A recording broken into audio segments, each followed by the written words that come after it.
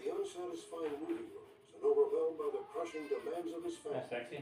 Elvis Shut up. retreated into a shadow world behind the gates of his Memphis mansion, Graceland. Elvis sort of put himself into a cocoon. He surrounded himself with paid friends, for the most part, called the Memphis Mafia.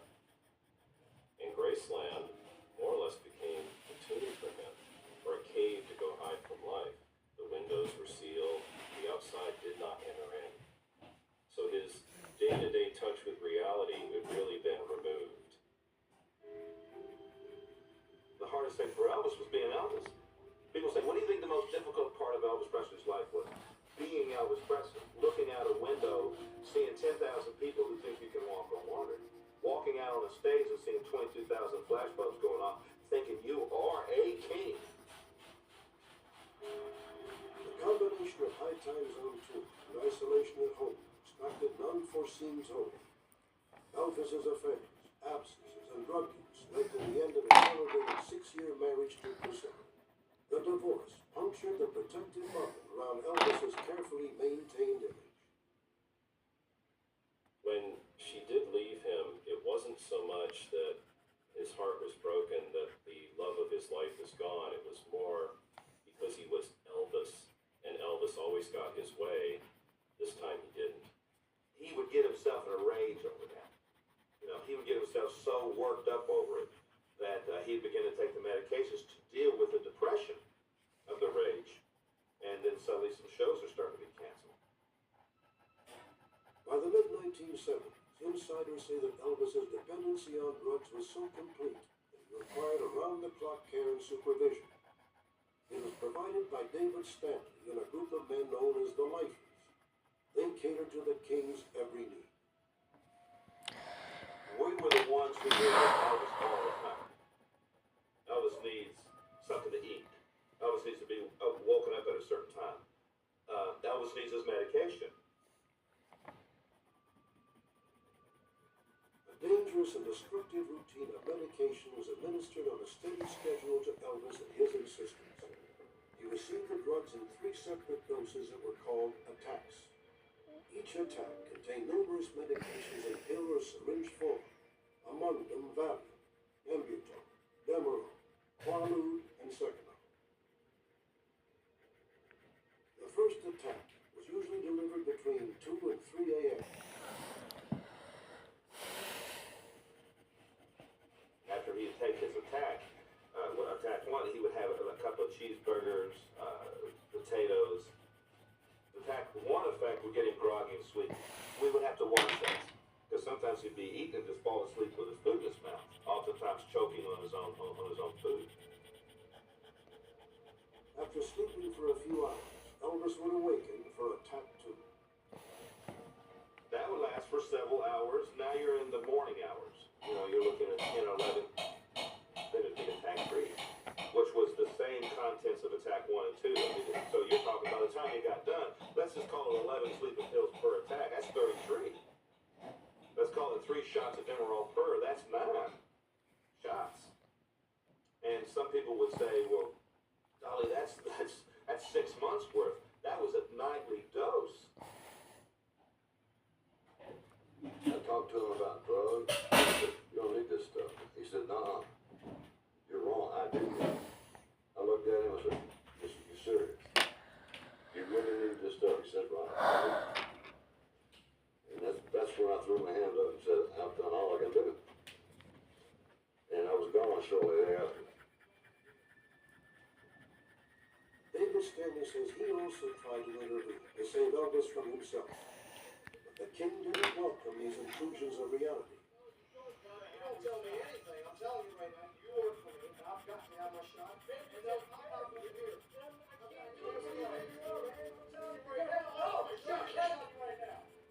Now, I knew Elvis wouldn't have shot me, but I knew right then we had got a serious drug problem here. Elvis's depression deepened in the weeks prior to his death. Despite the millions he'd made, he was short of money. His manager booked another tour, which Elvis was dreading.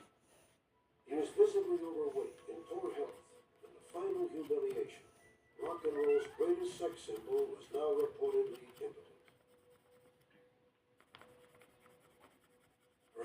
Elvis was most despondent about a book some former employees, including Red West, were about to publish.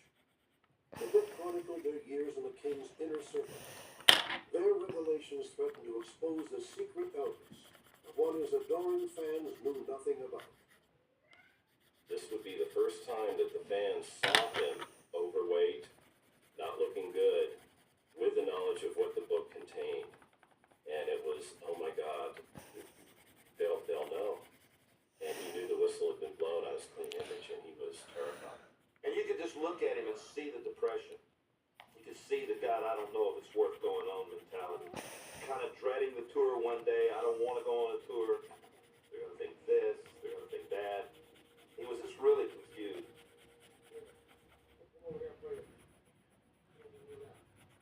The last days he was really searching. He was digging into it. He was looking for the answer. He was looking for a way out.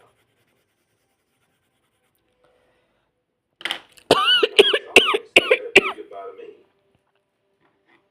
He was crying. I love you. He hugged me.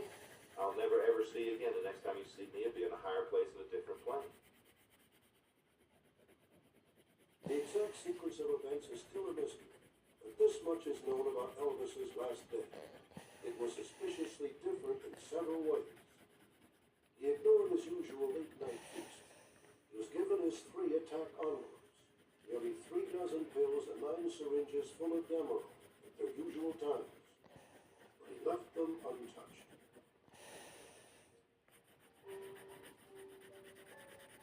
Elvis's girlfriend, Ginger Alden, was the last person to see him alive. According to reports, around 9:30 a.m., Elvis got out of bed and went to the bathroom to read.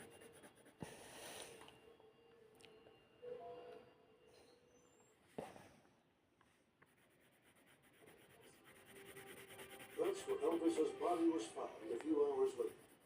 Paramedics were already there by the time Davis Stanley arrived. I looked and saw Elvis in the fetal position and knew he was gone. First thing I said, you son of a bitch.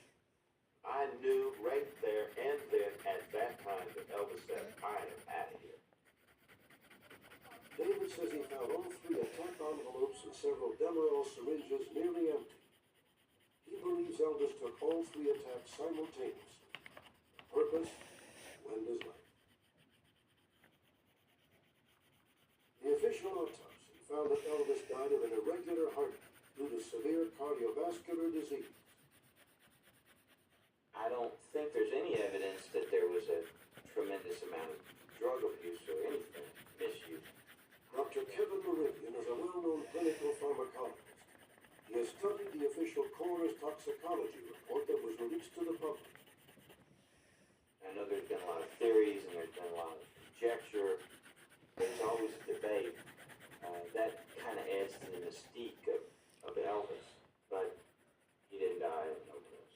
He died of some event, probably cardiac abortion. Good Lord.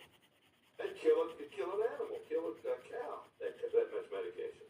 So, when I talk to you about this, I am not looking for reasons to back up what I believe.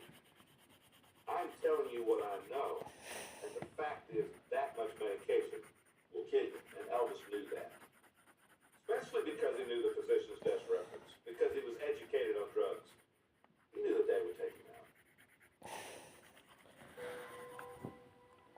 Only Elvis can tell you what he was thinking that last night. David Stanley can't tell you what he was thinking. I can't stand to tell you what he's thinking. Doctors can look at all the charts they want to look at, but it's not going to tell you what Elvis was thinking. I know him like a book. I know he's religious, and I know what he would do and what he wouldn't do. And he would not kill himself purposely. Did Elvis Presley take his own life? The controversy may one day be settled. Elvis's father, Vernon, reportedly commissioned a private autopsy after the official report was completed. Exactly what those doctors found is still unknown. At Vernon's request, the results will remain sealed until the year 2027.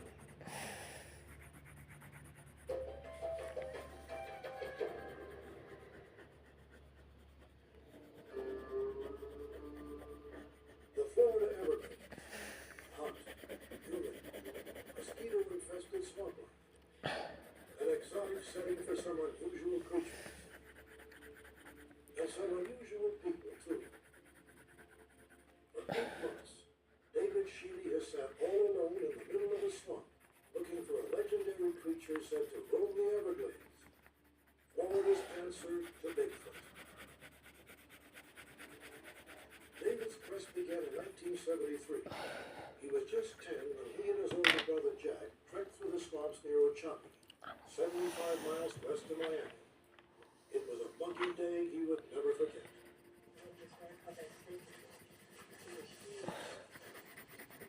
My brother noticed something in the distance.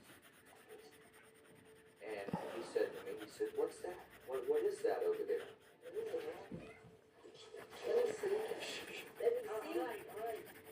And I couldn't see it because the grass was too high. So he had to pick me up where I could get a better look. And when I looked out across the prairie, I could see a huge figure, probably 8 feet tall, maybe 300 pounds. It was walking on 2 legs like a man would walk. I knew it had to be the skunk ape. Skunk ape? Just the sound of it brings a smile. The idea of a creature larger than a gorilla with an odor like a skunk might seem far-fetched. But since that time, 25 years ago, David Shealy has spent his free time searching for this elusive creature. Is a skunk ape the product of a fertile imagination nourished by the hot, steamy nights of the Everglades? Or is it real? Folks, you sure picked a beautiful day for your trip through the Everglades. July 19th, 1997. Started out as an ordinary day for Everglades tour guide John Nichols. We're driving the bus down the Turner River Road, not pointing out wildlife. There, if you look over to your right, you'll see a couple of the alligators taking their afternoon nap. All of a sudden, about 200 yards in front of our bus, a creature, hairy, standing upright on its hind legs, crossed the road. At this point, one of the passengers tapped me on the shoulder. What was that? Well, I'm not sure. But it's nothing to worry about. I think it's probably the old man that lives out in the Everglades. I don't think he bought that. A total of 5 people on the bus claim they saw what John saw. I don't know whether it was a real skunk ape or whether it was a hoax. But it's something real. John and his group were not the only ones to see the odd creature that week. 2 days later, local real estate agent Jan Brock was on her way to work. I was driving probably about 7:30, 7:45 in the morning, and I noticed something getting ready to cross the road. My first thought was that it had to be a bear, and this particular time I looked and I was like, something was not right. The animal just kind of scurried across the road, and that's when I realized it couldn't have been a bear. I wasn't sure what I saw, and didn't really want people to think I was a little nuts, so I didn't say anything about it. Fire Chief Vince Stone left for work slightly later than Jan. He and Jan are neighbors. I seen something go across the road. It wasn't dressed in regular shirt and pants like a man. It was more brown or, it looked more like a bear color. But I knew it wasn't a bear because it was walking upright. So I speeded up, got up to that area, I got out.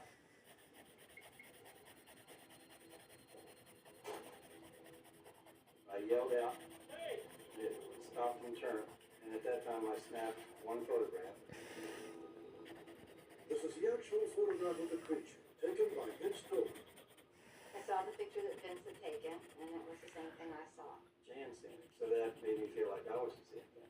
When you hear people talking about what they saw, and then you actually see it yourself, obviously you're going to believe there's something out there. A year has gone by. It is now September of 1998. David Shealy keeps up his long 8-month vigil, hoping to obtain his own proof of the skunk ape's existence. I was sitting in my tree stand and I dozed off and I heard something splashing in the water. And it sounded like a person walking toward me. And when I looked up, there it was coming right at me at about 100 yards away. I started taking pictures right away. I took 27 photographs over a period of about 3 or 4 minutes as it crossed the marsh. I couldn't believe believe what I saw. It was almost ghostly, and it wasn't until the next day when I took the camera to the developer that I realized that I had actually captured a skunk ape on film. With his photographs, David knew he needed some sort of corroboration. He called upon Dade County archaeologist Bob Carr to study his pictures. These photographs were very compelling. The statue, the size, the motion of this creature did not appear to be a human being. And the suggestion of the gait is very primate-like. I think there are enough details to make one realize that this would have to be a very, very clever hoax to be perpetrated. Now Bob Carr felt he should get some more verification. He brought an Everglades tracker, T.L. Riggs. On 2 occasions, I found footprints in the soft earth. All the tracks that I saw at that particular time, only the balls of the toe showed. There were none that showed that the heel had been left down. Riggs made plaster castings of the footprints. Looking at just the front end of the foot, which is all we can do, I would say that we would have to weigh at least 300 pounds. T.L. Riggs came up with an idea for gathering more evidence. He wanted to collect hair samples, so he snapped a number of branches at a height of 4 to 5 feet, far too high a reach for most animals. That way he could snag some hair should the skunk ape come in contact with a jagged edge. By setting a great number of those along trails, I've been able to harvest several legitimate looking hairs that are unlike anything I've ever seen. Was the hair collected by T.L. Riggs from some unknown creature, or simply from a man in an ape suit? Unsolved mystery sent 2 samples to a lab at Trinity University in San Antonio, Texas. In my mind, the evidence we've looked at in Ochapi indicates there's definitely a phenomena that's real. What we don't know is what that phenomena is. We are closer to the answer probably than we've ever been, but the answer will only come when the hair is analyzed and DNA is extracted, and then we will know the molecular and genetic footprint and who and what this creature might be. We are still waiting for the results of the DNA tests. However, electron microscopy has ruled out synthetic fibers as might be used in an ape costume. So far, many mammals have been eliminated as well, including bears, gorillas, chimpanzees, ducks, dogs and cats, and humans. We'll update the story when the DNA results become available.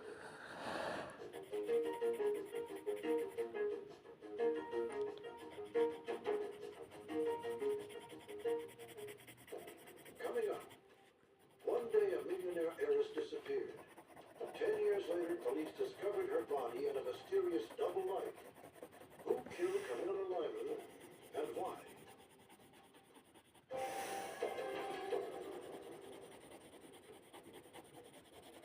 September 24th, 1997, Hopkinton, Rhode Island. Dog breeder Greg Seiler was cleaning out the kennels on his new estate when he made a shocking discovery. I was hosing down the kennel and I smelled a foul odor and thought that maybe the septic system wasn't working properly. I decided to look inside to see if it needed to be pumped. And when I did, there was a skull standing straight back up. Once I saw the bottom jaw, I realized it was human. And just knew that this was coming. Millionaire heiress Camilla Lyman, the estate's previous owner. 10 years earlier, she had mysteriously vanished. In October 1998, dental records confirmed the skull was Camilla's. Police determined she'd been murdered. A missing persons case had suddenly become a homicide. Ironically, the clues to Camilla Lyman's murder might not be found in the bizarre nature of her death, but in the strange and mysterious nature of her life. Camilla Lyman grew up rich. Her parents were old-money Boston aristocrats. Camilla shared her father's passion for show dogs. Arthur Lyman soon discovered that his youngest daughter had quite a gift.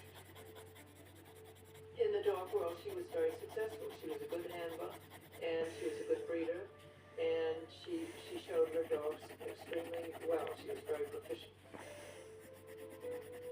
Camilla never dated, never married. Her dogs were her life. The solitary spinster, she lived with her parents on their 100-acre estate. Arthur Lyman died in 1968. When Camilla's mother died 5 years later, her world seemed to fall apart. 40, alone. Her behavior became more and more bizarre. Probably in the middle to late 70s, it began to be apparent that the Westwood place was not being taken care of the way it should be. Camilla became a recluse. She spent more time with her dogs than she did with people. Camilla's appearance began to change as well. She bought animal steroids, then took them herself. Her voice deepened. She developed facial hair. She began wearing men's clothing. To the outside world, Camilla had been transformed into a middle-aged man. And then my sister in California called me up and said, "Hey, Camilla's on the TV dressed as a man. What do you think?" And I said, "Well, I'd heard that she did sometimes do that." In this rare video, shot in 1978, Camilla was dressed as a woman. By 1985, she legally changed her name to Cam Lyman and was dressing as a man. It was shocking in a way and very surprising, but because of the respect for people's privacy, unless Camilla wished to explain why she was doing this, we didn't ask any questions about it. We just accepted it the way it was. I remember people talking about Camilla and the changing of her clothing and her appearance. But you have to remember, you're at dog shows. You're judging dogs, not people. I think Camilla felt very comfortable amongst her dog friends. In the early 1980s, now dressing as a man, isolated from her family, Cam became friends with fellow dog lover George O'Neill. George O'Neill became the sole confidant, advisor, accountant, and representative of Camilla. He took care of paying her bills. He took care of arranging for her to get to dog shows, and many times getting her to the shows. He was a friend who she socialized with, and had great confidence in his abilities to help her conduct her affairs. As George O'Neill took over more and more duties and chores for Camilla, he became her sole confidant. She associated with no one other than George O'Neill. Camilla became more and more eccentric. She would often carry a briefcase with hundreds of thousands of dollars and large amounts of jewelry in it. She would go out to the store and have $10,000 in her pocket to buy a quart of milk. December 1987. Camilla's friends didn't receive their usual Christmas card. Camilla hadn't been heard from for months. Concerned, the family contacted the law firm in charge of the Lyman Trust. They in turn hired Charles Allen. They were very concerned because checks that had been sent to Camilla had, rather than being endorsed with her signature, were being endorsed with an account number of a bank account in Rhode Island. Allen claims that George O'Neill had been depositing Camilla's trust fund checks. He was surprised to discover